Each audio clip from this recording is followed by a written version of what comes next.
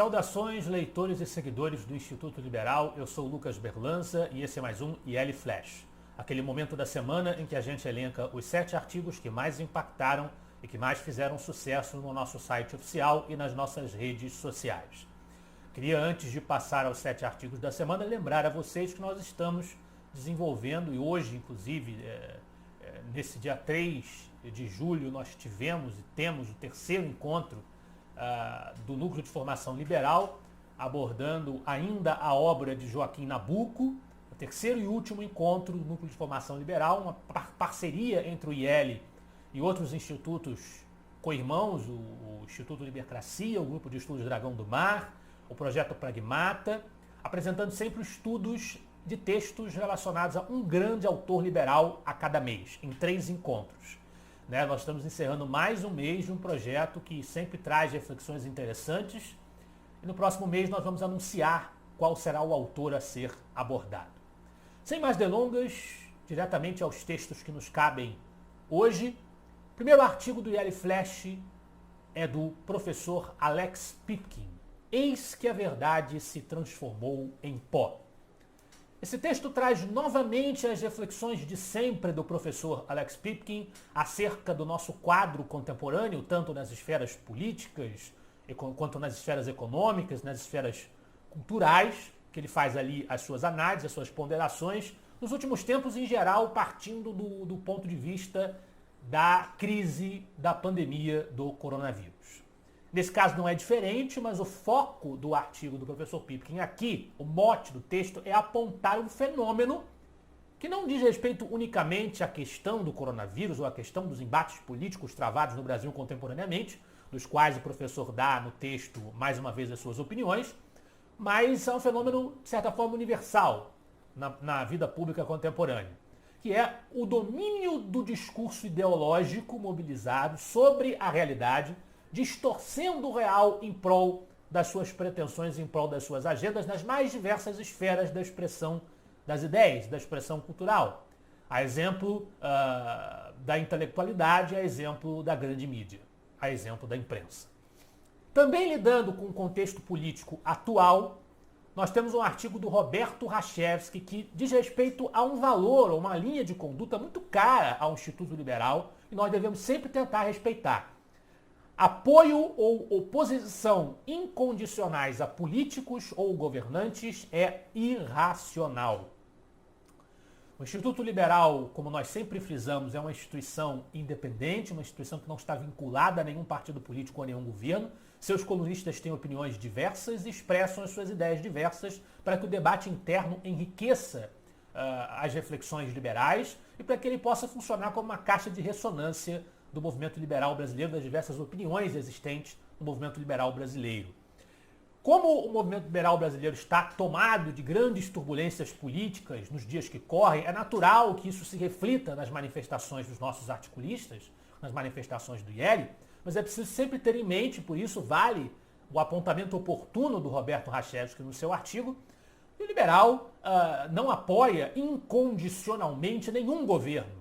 Ele simplesmente apoia bandeiras e agendas específicas que interessem à agenda liberal. No caso, se o governador do meu estado resolver privatizar uma determinada estatal, apoiar a privatização dessa estatal não significa bater palmas para tudo que esse governador disser ou fizer. Da mesma forma em relação ao presidente da República, que hoje é o presidente Jair Bolsonaro. De maneira que essa precisa ser uma orientação muito presente nas nossas consciências e nas nossas reflexões. O mesmo autor ainda, o Roberto Rachevski, que vai aparecer ainda mais uma vez no nosso IL Flash de hoje, traz uma crítica especificamente ao prefeito de Porto Alegre, Nelson Marchesan Júnior, que mandou fechar supermercados e farmácias diante da crise do coronavírus, mas é uma crítica que o Rachevski move a políticos em geral, a autoridades públicas em geral. Políticos pagarão por sua ingerência arrogante e abusiva? O governo, diz o Rachevski, numa sociedade civilizada, deve defender os direitos individuais de todos os cidadãos que integram essa mesma sociedade. As sociedades, a rigor, para ele, só podem ser consideradas civilizadas quando isso ocorre.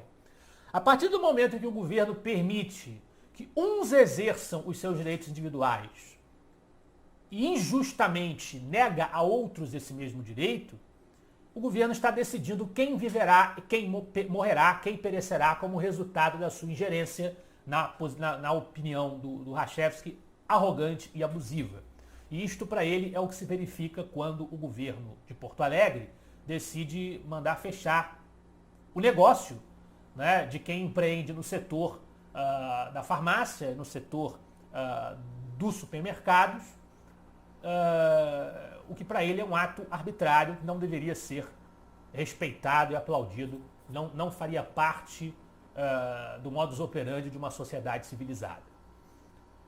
Inimigos da liberdade apontados pelos colunistas do IEL também são os antifas radicais, aqueles grupos que se mobilizam e que se têm mobilizado para protestar contra o fascismo, contra a intolerância, e têm feito isso no mundo inteiro, especificamente nos Estados Unidos contra o governo de Donald Trump e no Brasil protestando aí contra especificamente o governo Jair Bolsonaro. Esses antifas dizem que são os arautos do combate à tirania, os arautos do combate ao racismo, à homofobia, a vários ismos e fobias que vocês possam imaginar. E sobre isso trata o artigo do advogado Leonardo Corrêa, um dos nomes mais antigos entre os articulistas do IEL, com seu texto Destruindo, Vandalizando Símbolos e Tentando Apagar o Passado. O texto do Leonardo critica uma prática que alguns desses antifas têm adotado, esses movimentos radicais de extrema esquerda têm adotado ao redor do globo, que é a prática de vandalizar monumentos, vandalizar estátuas, pichar, depredar, por exemplo, estátuas de Churchill, estátuas de antigos navegadores, que fizeram as grandes descobertas na América em nome das monarquias europeias, na época das grandes navegações. E o Leonardo Corrêa reflete sobre esse ato agressivo contra esses monumentos históricos praticado por esses movimentos antifas. Para o Leonardo, como liberal que é, ele diz que ele está convicto de que nenhum movimento, qualquer que seja, pode estar absolutamente isento a críticas. Qualquer movimento ou qualquer comportamento pode ser objeto de críticas, discordâncias e contestações. Antes de tudo, é preciso respeitar, e ele tem toda a razão nisso, é um valor fundamental do IEL, um valor estatutário do IEL, é preciso respeitar a liberdade de expressão. Se alguém pode fazer uma manifestação ou movimento, outros podem criticar essa manifestação ou movimento. Não fosse só isso, é errado apagar o passado, apagar a história, atentar contra o registro da história dentro de uma cultura, dentro de uma sociedade, por conta dos valores do presente. Por exemplo, Thomas Jefferson foi um dos pais fundadores dos Estados Unidos. É uma referência histórica dos americanos e uma referência filosófica também. Está lá o dedo dele no texto da Declaração de Independência. Aqueles valores tão importantes. Declaramos direitos inalienáveis do ser humano, né? Liberdade, direito à vida, liberdade, a busca da felicidade, né? Uma coisa tão importante para a tradição liberal moderna e contemporânea.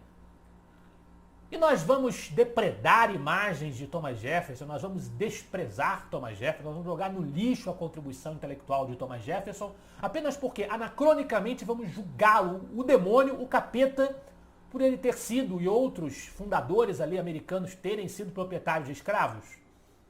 Seria isso razoável à luz da lente da história e da lente da tradição liberal? É isso que o Leonardo pontua, é isso que o Leonardo se questiona. Também marcou as notícias, além dos atos de governos como o de Porto Alegre, mencionado pelo Rachevsky, além das depredações movidas pelos antifas, né? Além de todos os aspectos relativos à crise da pandemia do coronavírus, também marcou o noticiário contemporâneo, noticiário da última semana, a aprovação do Marco do Saneamento Básico. Uma excelente notícia para os liberais, obtida no Parlamento brasileiro, que abre margem para a maior participação privada no combate às péssimas condições de vida das populações mais pobres Brasil afora. É uma verdadeira, no sentido positivo da palavra, uma verdadeira revolução social para melhorar a qualidade de vida que abrem-se as portas para que ela aconteça com a aprovação deste marco do saneamento básico e, como sempre, as esquerdas jurássicas, no dizer do saudoso Roberto Campos, se mobilizam contrariamente a este marco do saneamento básico, votaram contra. Eles que se dizem os arautos do bem-estar social, os arautos da justiça social, para usar essa expressão que Hayek tanto condenava, e muitos liberais clássicos tanto condenam, e eles, que se dizem os próceres do bem do povo, estão contra esse marco do saneamento. Para marcar no nosso site e nas nossas redes sociais a nossa comemoração e a nossa defesa liberal do marco do saneamento básico, nós recuperamos um artigo do Gabriel Wilhelms, publicado originalmente em 16 de dezembro do ano passado, quando o assunto estava sendo ainda discutido. O novo marco do saneamento e os resmungões da esquerda.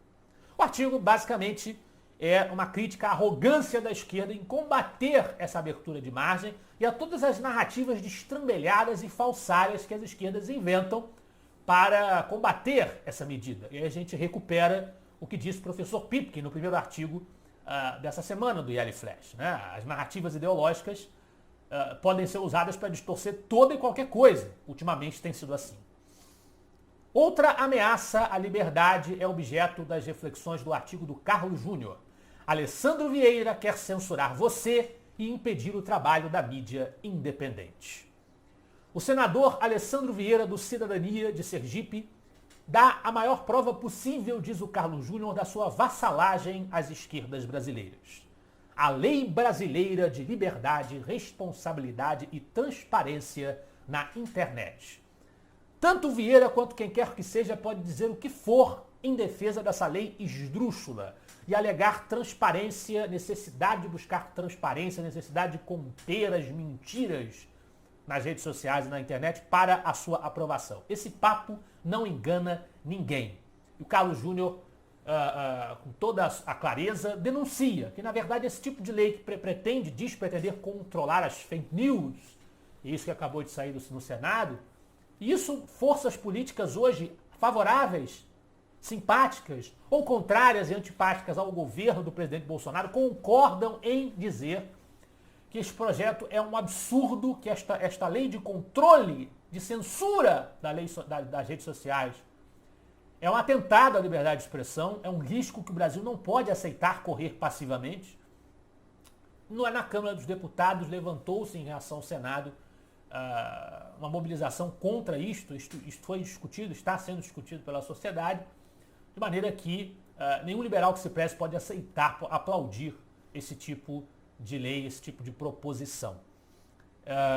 Esse papo não engana ninguém, isso é apenas uma brecha aberta a que a mídia independente, a mídia alternativa, os meios de comunicação alternativos, os institutos como o IEL, que fazem uma análise alternativa, sejam perseguidos, sejam censurados.